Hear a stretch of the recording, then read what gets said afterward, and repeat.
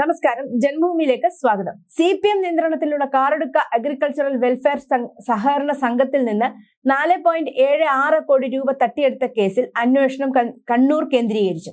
തട്ടിപ്പ് പുറത്തു വന്നതോടെ മുങ്ങിയ സംഘം സെക്രട്ടറി K രതീഷും കണ്ണൂർ സ്വദേശിയും സൂത്രധാരനുമായ ജബ്ബാറും ഷിമോഗയിൽ ഒളിവിൽ കഴിയുന്നതായി സ്ഥിരീകരിച്ചു. ഇവരെ പിടികൂടാനായി പ്രത്യേക അന്വേഷണ സംഘാംഗങ്ങളായ മേൽപ്പറമ്പ് SIയും സംഘവും ഷിമോഗയിലെത്തി തിരച്ചിൽ ആരംഭിച്ചു. ഇരുവരെയും ഉടൻ പിടികൂടാൻ കഴിയുമെന്ന പ്രതീക്ഷയിലാണ് പോലീസ്. ഇതിനിടയിൽ സഹകരണ സ്ഥാപനത്തിൽ നിന്ന് പണം തട്ടിയ സംഭവത്തിൽ അറസ്റ്റിലായ പള്ളിക്കര പഞ്ചായത്ത് അംഗവും പ്രാദേശിക മുസ്ലിം ലീഗ് നേതാവുമായ ബേക്കൽ ഹദ്ദാദ് നഗറിലെ K അഹമ്മദ് ബഷീർ, ഇയാളുടെ ഡ്രൈവർ അമ്പലത്തറ പറക്കളായി 7-ാം മൈലിൽ A അബ്ദുൾ ഗഫൂർ, കാഞ്ഞങ്ങാട് നെല്ലിക്കാട് സ്വദേശി A അനിൽകുമാർ എന്നിവരെ റിമാൻഡ് ചെയ്തു.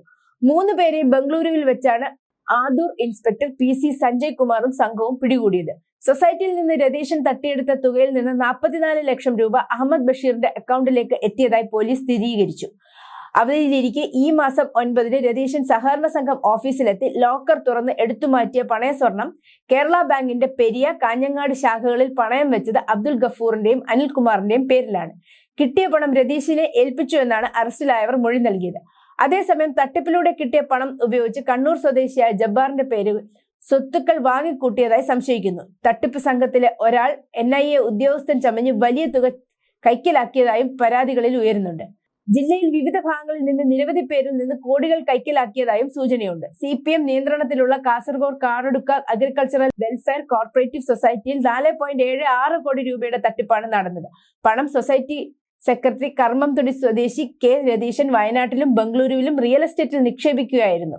വയനാട്ടിൽ സ്ഥലവും ബംഗളൂരുവിൽ 2 ഫ്ളാറ്റുകളുമാണ് രതീശൻ വാങ്ങിയെന്നാണ് വിവരം. 3 വർഷം കൊണ്ടാണ് ഇയാൾ ഇത്ര വലിയ തട്ടിപ്പ് നടത്തിയെന്നും പ്രാഥമിക അന്വേഷണത്തിൽ വ്യക്തമായിട്ടുണ്ട്. തന്റെ മാതാപിതാക്കളുടെയും സഹോദരങ്ങളുടെയും എല്ലാം പേരിൽ വ്യാജ സ്വർണ്ണപ്പണയ ലോൺ എടുത്താണ് രതീശൻ പണം തട്ടിയത്. കേരള ബാങ്കിൽ നിന്ന് സൊസൈറ്റിക്ക് ലഭിച്ച ക്യാഷ് ക്രെഡിറ്റായ 1.90 കോടി രൂപയും ഇയാൾ തട്ടിയെടുത്തു. സൊസൈറ്റിയിൽ പണയം വെച്ച 42 പേരുടെ സ്വർണവുമായാണ് CPM മുള്ളേരിയ ലോക്കൽ കമ്മിറ്റി അംഗമായിരുന്ന രതീഷ് കടന്നു കളഞ്ഞത്. ഏകദേശം 1.12 കോടി രൂപയുടെ സ്വർണമുണ്ടാകുമെന്നാണ് കണക്ക്.